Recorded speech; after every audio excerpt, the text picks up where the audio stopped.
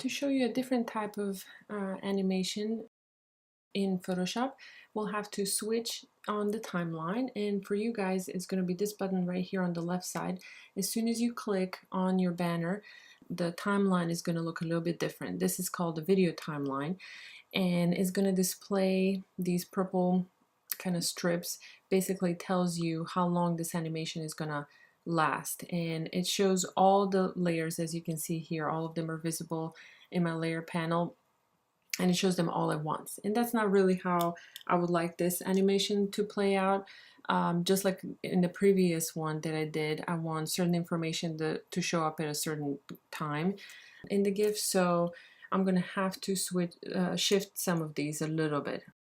So let's say the first thing that I want to show, it's going to be the logo and this little turquoise strip right here and the image. Now for the image, I want to do something a little bit different to kind of show you the capabilities of this type of a view. We're going to animate this so that the image shows from top to bottom like this. So there will be a little bit of motion going on in this GIF. It's not going to be as static as the previous one.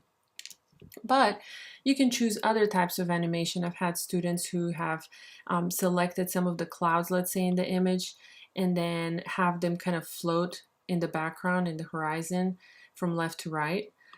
You might choose a headline to do the same. So maybe you can place a layer of your headline between the trees and the background, the sky, to kind of float around. Or you can have 2 or 3 different images change in the duration of the whole GIF. So it's up to you what you want to do. But this video timeline will allow you to do that type of stuff. Okay, so the first thing I want to show is the logo, and I'm just going to have it for a few frames right here. I'm going to keep the decorative element longer, and I want the logo, I said, to appear as soon as the animation starts. The tagline, I would like it to appear as soon as the logo ends. So I'm going to shift this, the frame basically of just the tagline, and I don't want it to last right up to the end of the animation. I don't want it to end or to stay that long basically, because right after that I want to show the 20% off special promo. So by the way that I have it right here, you can tell I have all the layers are visible, but I have several that start right from the beginning, and then others that are revealed later in the animation right here. So their field right here is empty, where you see that specific layer mentioned where it says special promo, let's say. If you click on these layers right here in the timeline, you get access to certain things like how will I change the position? How will this image end up going from top to bottom? Well, we can animate it right here, and I can tell it when the animation starts to have this position. I'm going to put a keyframe right here, and it turns yellow right here in the beginning, and that means the photo needs to start from this position right here. But when my animation ends, at the end, I'm going to put another keyframe. I want it to end right here to show the hut right there. So I'm going to make sure there's another animation, another keyframe right there in my animation. And I think I messed it up a little bit, so I'm going to go and delete these real quick. So my first one, I'm going to start like this, and then my second point will be right here at the end. And this one will feature the hut. There we go.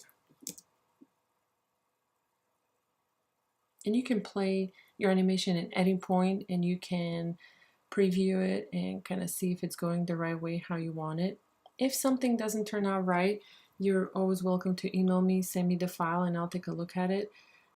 But also you can kind of troubleshoot by yourself just by looking at the layers and seeing what's showing up or what it's not showing up. I could tell that keyframe right here that I had created previously was not highlighted yellow. So that told me that I probably didn't set the position correctly, so I had to redo that part. But yeah, if you ever get stuck, you can email me and I'll try to troubleshoot it for you. Okay, so that's the animation that we want. The logo is done. The tagline, let's see, did it switch to the tagline? It did not here. So I have to make sure the headline shows, and I'm going to look at it and see if it's 100% opacity. And at one point, actually, I wanted it to, let's do this. I want to start with the tagline sort of slowly revealing so it doesn't just pop out on the screen. So I'm going to do that right now. I set the opacity right here at 0. You can see it, that layer right here says 0 opacity in the layers panel. So what I'm going to do is I'm going to switch to the end of that, which is right here, the end of my tagline. And right here, the opacity, I'm going to change it to, I'm going to put another keyframe right there, change it to 100. So I'm going to replay just that part and see what it looks like. Yeah, there it goes. That's better. And after that ends, we should have, I should have the 20% show up. And looks like that one maybe is set to, yeah, 0 opacity. Yeah, let's start with 0 opacity for that one as well. And the special promo, I'm gonna have it at 0. And then at the end of those two layers, the animation will show them at 100%.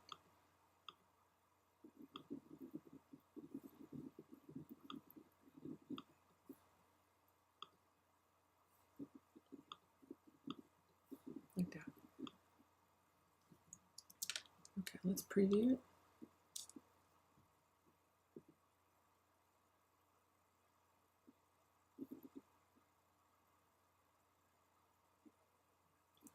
Okay, so that's that. And you might have to change this animation because it's very long. It created a lot of frames now because it's 30 frames per second. If the file seems to be very large when you try to export it, you can come back and change the timeline frame rate to like 24, 20, 15 frames per second, and it'll sort of speed up the animation a little bit, but that might be needed at this point just because we're trying to create a file that could be uploaded on the website and it wouldn't take too long to load. So yeah, maybe change it to 15 if it's necessary to do that. But it's the same way you save it, just like the previous file export, save for web.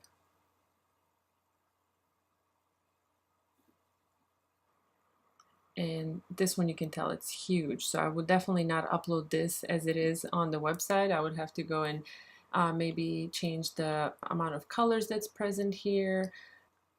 And I would change the frames per second, and would definitely help. So maybe I'll do it at 15. So it'll be a lot shorter type of animation. You can see it right here.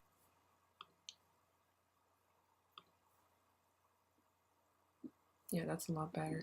22. And then you can play with the colors a little bit to make it even less than that.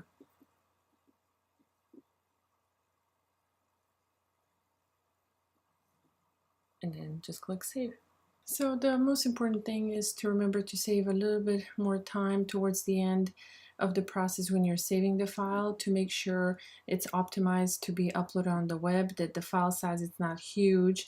Anything over 10, 20 megabytes would definitely be a large file. If you can keep it in the kilobytes section, that would be even better. I was able to reduce it to 10 megabytes, and if I wanted those smooth transitions of the text and everything, then I think I would be pretty happy with the file as is right now.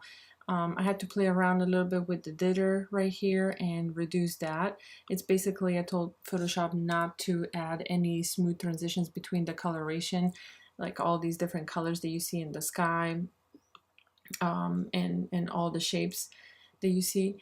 So it's not gonna try to make that on its own automatically. I kind of controlled how much Photoshop does it. And I also controlled how many colors I want in this GIF. You'll be surprised how much you can still reduce it and make this pretty much visible of what it was.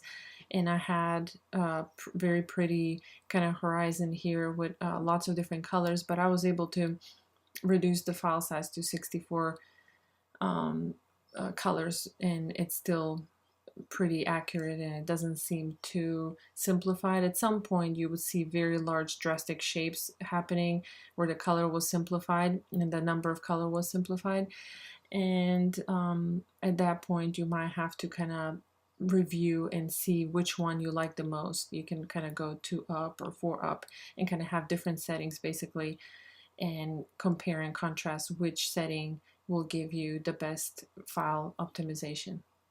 And once you're done, once you choose which one you like, you can click save.